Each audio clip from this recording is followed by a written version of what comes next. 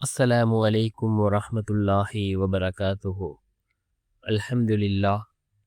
الحمد لله الذي نحمده ونستعينه ونستغفره ونؤمن به ونتوكل عليه. أما بعد.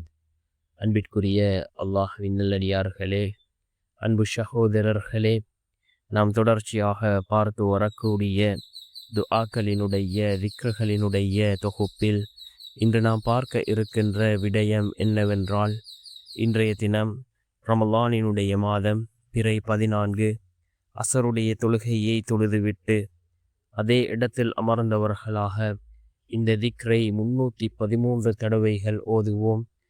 யாரிடமும் கையேந்தும் சூழ்நிலையை அல்லாஹ் நமக்கு ஏற்படுத்த மாட்டான். அதே போன்ற செல்வத்தில் அல்லாஹ் பரக்கத்தை ஏற்படுத்தி தருவான்.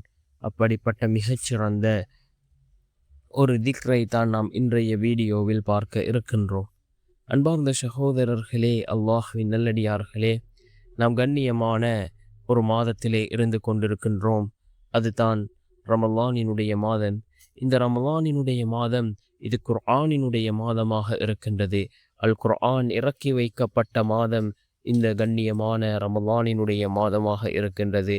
இந்த ரமலானினுடைய மாதத்தில் அதிகமான நன்மைகளை பெற்றுத்தரக்கூடிய அமல்கள் இருக்கின்றது. அதாவது ஒரு ஃபர்லுடைய தொழுகையை நாம் தொழுதால் 70 ஃபர்லுகளின் நன்மையை அல்லாஹ் நமக்கு வழங்குகின்றான்.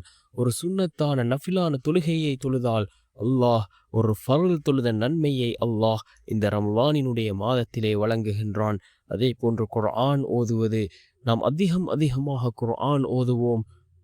ஒவ்வொரு எழுத்துக்களுக்கும் அல்லாஹ் நன்மைகளை வழங்குகின்றான்.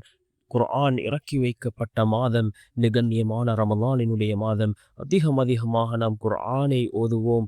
அதே போன்றுதான் நாம் இந்த ரமலானினுடைய மாதம் இது 2வது 10 இருந்து கொண்டிருக்கின்றோம். மக்ஃபிரத்தினுடைய 10, இது பாவ மன்னிப்பிற்குரிய 10.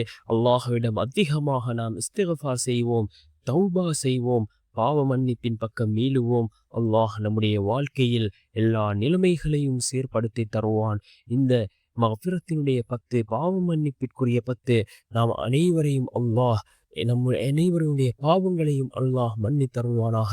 அன்பார்ந்தவர்களே, அல்லாஹ் நல்லடியார்களே, இந்த கண்ணியமான ரமலானினுடைய மாதம் இது நம்மை வந்தடைந்திருக்கின்றது. இந்த மாதத்தை நாம் பயன்படுத்திக் கொள்வோம். அதிகமான நல்லமல்களை செய்து கொள்வோம். இந்த திக்ர் நாம் இதனை அசருக்கு பின் 313 தடவைகள் ஓதுவோம். இதனை ஓதுவதன் மூலமாக பிறரிடம் கையேங்கக்கூடிய சூழ்நிலைகளை விட்டும் அல்லாஹ் நம்மை பாதுகாக்கின்றான். கண்ணியமாக கௌரவமாக அல்லாஹ் நம்மை வாழ வைக்கின்றான்.